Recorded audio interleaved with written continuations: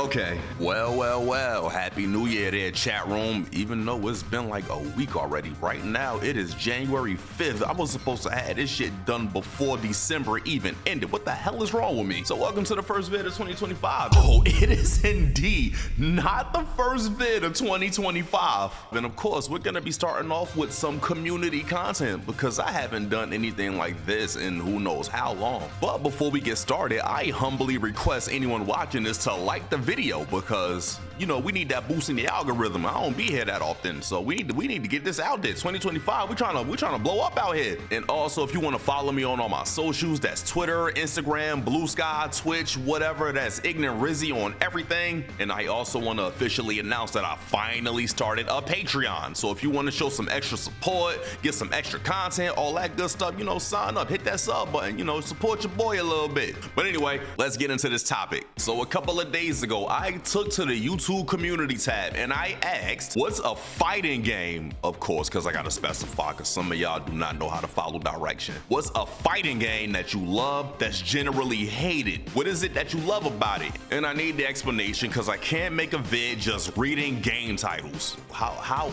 exactly how does that work? And I had maybe 2 or 3 that I'll get into during this vid, and the responses are in. I'm not gonna go down every single one because we'll be here forever, and I ain't got that type of time. Oh God, my child has appeared. Hi. Go back to bed. I'm trying to do a video. But okay, the first game that I love that I know people absolutely hate it, well, most people absolutely hate it, was KOF 14. And I have a wild history with that game because it's the game that literally introduced me to the KOF community, or the SNK community as a whole. And my reaction to first seeing that game, if you're an OG here, you already know where this is going. Oh God, I needed a cut. I was sick. My basement was orange at the time. Yeah, this was the first trailer for KOF 14. Damn, it's crazy looking back at this video. My face. I got an ill underbite. Yeah, that happened.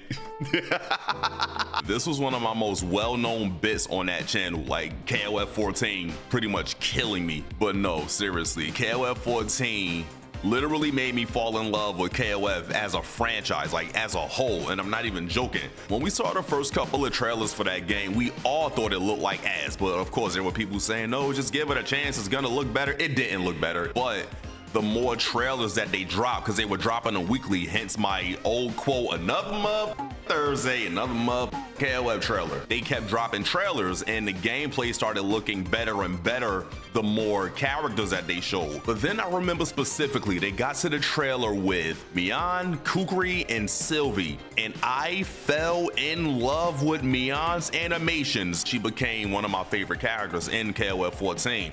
But then I remember we actually had a demo at one point, and I remember finally playing it and thinking, okay, this game is actually sick as hell. And I had to convince people that the game was actually sick as hell. Then when the game finally came out, I'm trying other characters, I ended up falling in love with Angel. Well, y'all already know my history with that. But then my best character became Winwi and Yuri. Winwi, Yuri, and Mian. Those were my top 3. Then I remember fighting Max and he whooped our ass because at that time I was rusty. I will never forget. So yeah, I'm definitely very cautious of Rizzy's Mui Mui. That character is scary. But yeah, people still hated the game because they think it looks like a PS2 game. That's disrespectful to PS2. KOF 15 is what KOF 14 should have been. That's all I'm gonna say. And of course, the other game is Marvel vs. Capcom Infinite. That one was funny because of course that one came out around the same time as Dragon Ball FighterZ, so that whole world was going on, Fighters versus NVCI, and people completely dunked on NVCI for obvious and deserved reasons. I played Fighters and then I played NVCI, and I'm like, okay, I like this. I'm telling my friends at the time, I think I like this way better than Dragon Ball FighterZ. I grew to absolutely despise Dragon Ball FighterZ. NVCI, I still play to this day, even especially since Max and the team done fixed it up and made it look good. And NVCI is fun. I didn't care about that whole war. I'm just like, I just want to play a game that I find fun, and I found that one more fun, even though everyone hated it. Deservedly so, rightfully so, because that game was some shit when it first came out. It's still some shit. What the fuck am I talking about? That game is some shit, and it deserved a lot better, but I still found it fun. I might be a psycho, but anyway, let's move on to y'all responses. Okay, so the fighting games I actually love, but people mostly hated was Dead or Alive 5 and 6. We're already off to a start, because people did not hate DOA 5. 6, yeah, we did not hate DOA 5. The mechanics are great and innovative, mostly built around mainly countering your opponents, which not too many fighting games do nowadays. They were very fast paced. The characters are actually very cool and interesting to me. Of course they are. Fucking Ryu Hayabusa's in the game. And the tie-in crossovers with the Ninja Gaiden series, Virtual Fighter, and KOF definitely was a great idea to draw more attention to the franchise and had the potential to draw in new players and create a solid following and player base, but overshadowed by the fan service being the focus point, which robbed its identity. Okay, you had me in the first half, but DOA was always known for fan service. Always, even during DOA 1 and 2. If you go back to the first and second DOA and you go into the options and then you put the age up all the way up to 99, brother, that's how some of us were exposed to jiggle physics back then, because it was fucking insane. The fan service did not start at DOA 5 and 6. It's been there. But I will say, DOA 5, really good game. We actually really did like DOA 5. It was DOA 6 that we all hated because they took away the fun stuff from 5 and just made it hella basic.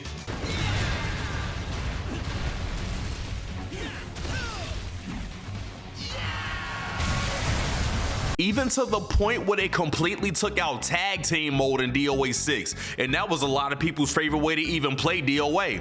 But then even with that, there was some characters missing, the way they implemented the meter, the rush system, and a break hold system. Yeah, there was a lot. I'm not even talking about the censorship shit, but I will point out the fact that they made the most asinine way to unlock costumes, and then the monetization was some shit. There is no possible way you should have to pay a company to change a hair color and then pay again to change it back. Like, no, that was some ass. And then the whole core values thing. We're not even gonna talk about that though. Yeah, DOA 6 just wasn't fun and it didn't feel good to play compared to DOA 5 or the rest of the DOA games. So yeah, I'll give you 5, but 6, there was a reason why people hated it that was not listed here at all. Soul Calibur. Hey. Oh god, Soul Cal 5. That game has so much potential, but the devs weren't given enough time to cook. If that game would have been, my child is over here trying to play while I'm trying to work. If that game would have been fully fleshed out, the series would, oh my god. If that game would have been fully fleshed out, the series wouldn't be dead. The series is dead because Soul Calibur 6 didn't sell what Bamco wanted it to sell. It sold really well, don't get me wrong, but they wanted it to do a lot better. Bamco didn't have faith in them at all. And then Okubo left and went to Side Games and started working on Grand Blue Fantasy Versus Rising. Soul Cal 5, Jesus, no, that game was ass. I think the best part of that game was Exio. A lot of the characters were incredibly broken, Viola being one of them, and Viola was my main. Hilde being another one. I think Hilde was broken in that game, or it could have been 4. Somebody, one of y'all correct me. Exio was cool as shit. And then the main problem was that they took away a lot of core characters and replaced them with pretty much watered down versions of themselves. Who the fuck wants to play Shiba over Killing? And who the fuck wants to play Natsu over Taki? And who the fuck wants to play Lexia over Shang Fei? Was that her name? Shanghua, that was her name. Shang Fei is the fucking Fatal Fury guy. Anyway, but then they had the nerve to make Killick an Edge Master. That sounds so wrong in 2025. They had the nerve to make Killick an Edge Master, and then the story. Oh my god, the most implied incest I've ever seen in a fighting game story. Like, why were Patroclus and Pyria so creepy and weird towards each other? Like, y'all are brother and sister. These were Sophidia's children. Why were y'all so weird towards each other? What the fuck were they? No, I can't defend you on this one, brother. What the fuck were they doing? I actually love all 3 Art of Fighting games. People hate Art of Fighting. People don't hate Art of Fighting. Maybe 3, but people don't hate Art of Fighting. Not sure what everyone feels about them, but seems people only ever give passing acknowledgement for the series' innovations and few other positive points, which is fair. They haven't aged the most gracefully and are kind of jank to play. But I love the cinematic vibe each game has, with the narrative storytelling more so Art of Fighting 1 and 3, artful scaling, meter drain and charging, wall jumps, varied strings, Art of Fighting 3, banger soundtracks and great stages. They're the 2D fighters which made me feel closest to playing an action movie or anime, even more than most anime fighters. Yeah, people never really say they hate Art of Fighting. Like I said, maybe the 3rd game, because that one was kind of weird. But as a whole, people been asking for Art of Fighting for like the longest time, like a new Art of Fighting game, which SNK did announce during the Evo panel that they're working on a new one, but who knows when that's gonna come out. It's never been like, oh, I hate the Art of Fighting games, they're ass, I'm glad they were gone. No, I think it's just the fact that the gameplay didn't really age well. Like, even if you play it today, the cameras in Art of Fighting make me dizzy as fuck. That's the only reason I don't play them. But yeah, I don't think people hate that series. It's just the fact that it's like the redheaded stepchild between Fatal Fury and KOF. JP Game Stubs, aka the homie Dark Knight. I have a couple. Evil Zone, I never played Evil Zone. I barely even know what Evil Zone is. And KOF Maximum Impact. Evil Zone came about when I was allowed to rent a game for a good grade. I remember them days, Jesus. I saw what looked like some characters in a fighting game, and it became a help in understanding how moves fit together. It finally clicked. KOF Maximum Impact was when I was discovering more 3D fighters and realized how I need to have KOF in 2D, but it seems to have a kind of charm that makes me come back every so often. I have a history with KOF Maximum Impact, and it was fucking hilarious. Chat room, let me tell y'all something real quick, right?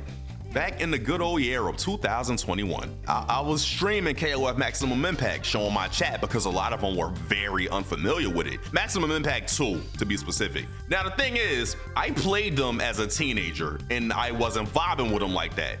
Keep in mind, I'm very familiar with them. But the thing is, I was showing my chat how things worked, and we did the whole rate the costume thing and all of that good stuff. And of course, me being me, because I troll everything and I laugh at everything because I'm a fucking child, I was roasting the absolute shit out of that game.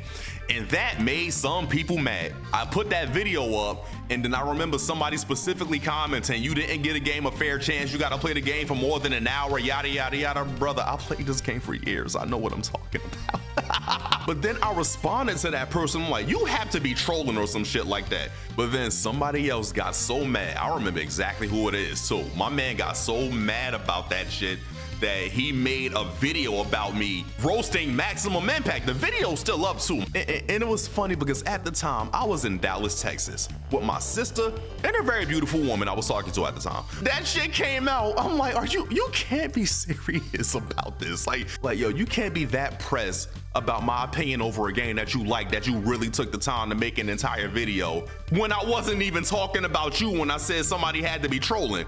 But you literally inserted yourself in that situation. Like, nah, I'm sorry. That shit still makes me laugh to this day. But anyway, yeah, I wasn't vibing with Maximum Impact, but I understand why people are. It's a fun game. Like, the game is fun, like playing it with friends and everything, but aside from that, no, I can't get with Maximum Impact like that. And that ain't even me saying it's a bad game, but it's a little too jank for me. What the fuck are those costumes? DNF Duel.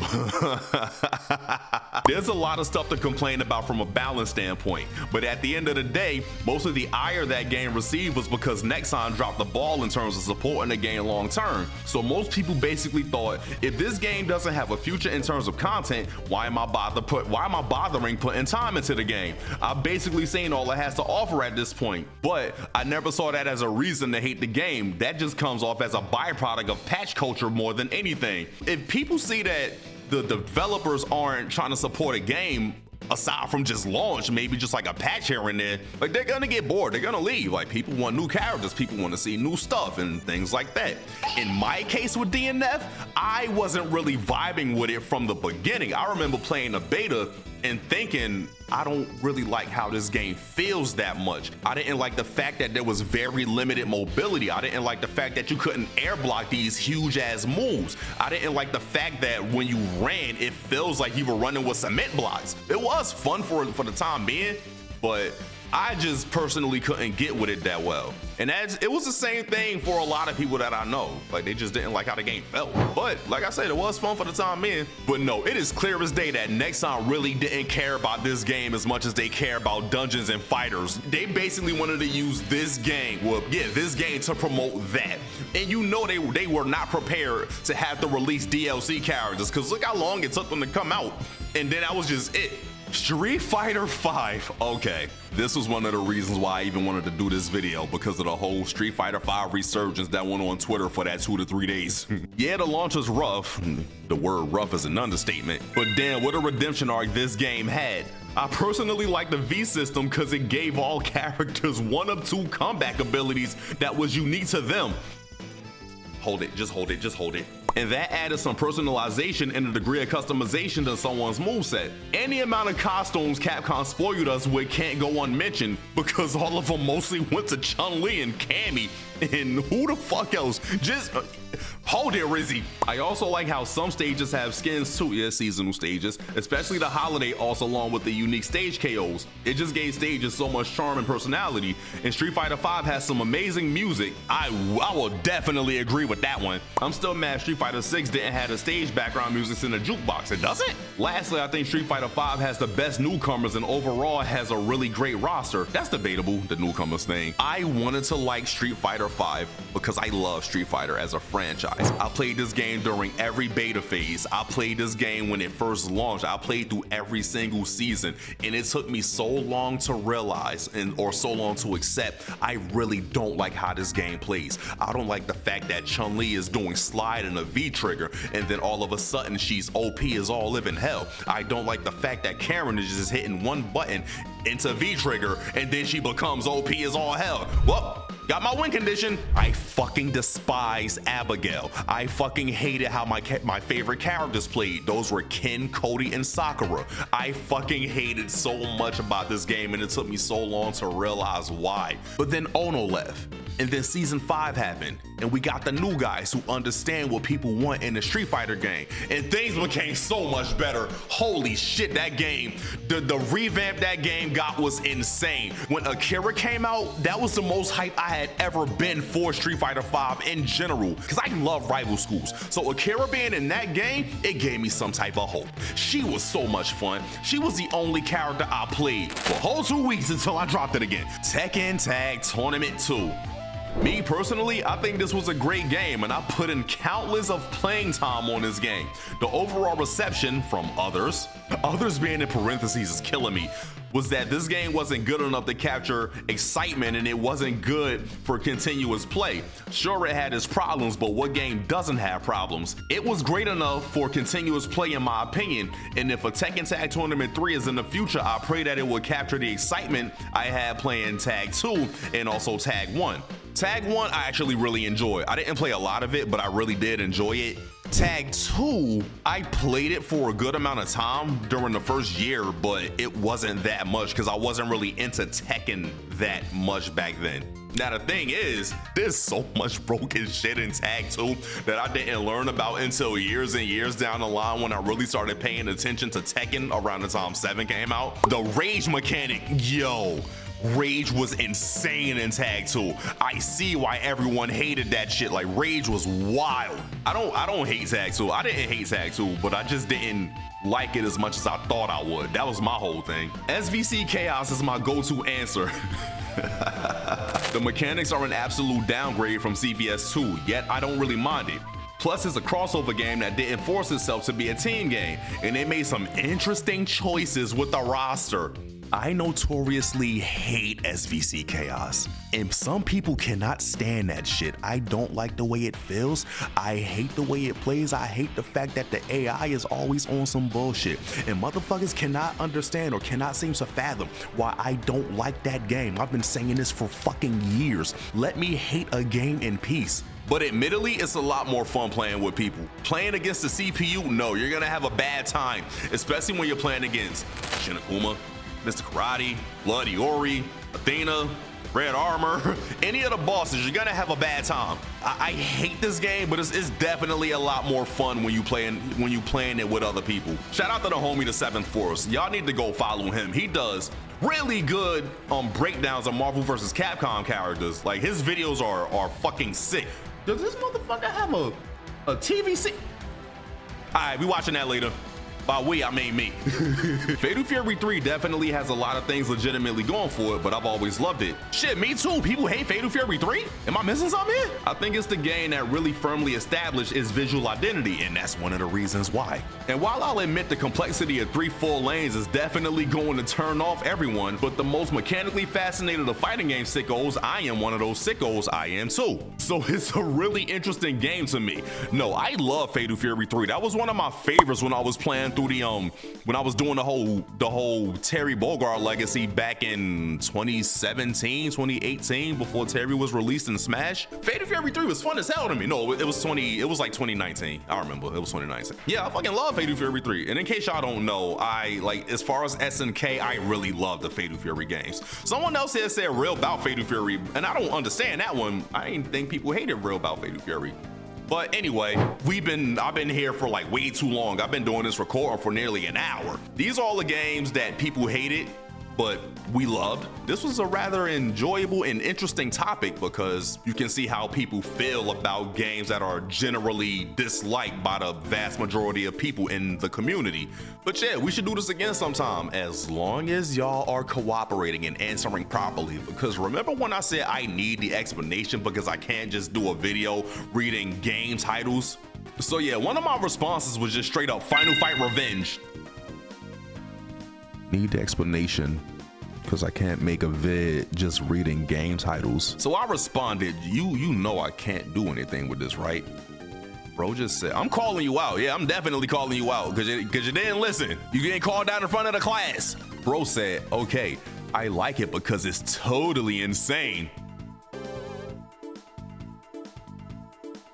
A lot of us never even played Final Fight Revenge, so I can't even. Anyway, so yeah, that was this vid, and be sure to leave a like on this video, comment, subscribe, let me know what you think and all of that good stuff. And of course, I will repeat, if you want to follow all my socials, that's Twitter, Twitch, Instagram, Blue Sky, all at Ignant Rizzy. And remember, if you want some extra content, I have a Patreon. Go sign up for that. There's only 2 tiers, just $1 tier and a $5 tier, and you know, it gets your name and the credits, and you get some extra content that's not going to show up on the channel, or it's going to be shown there before it shows up on the channel. You know how this shit goes. But anyway, we'll be back later on, maybe next week, with an even bigger video, because we got to talk about the fighting games of 2024. It's 2025 now, Jesus Christ. But yeah, we got to talk about a lot of the fighting game stuff from last year, and that's gonna be a good one. So anyway, catch y'all later. We out. Speaking of Fatal Fury, Fatal Fury Wild Ambition. Whatever you're about to say is wrong. People say it's ugly compared to Street Fighter EX at the time. It is. It is.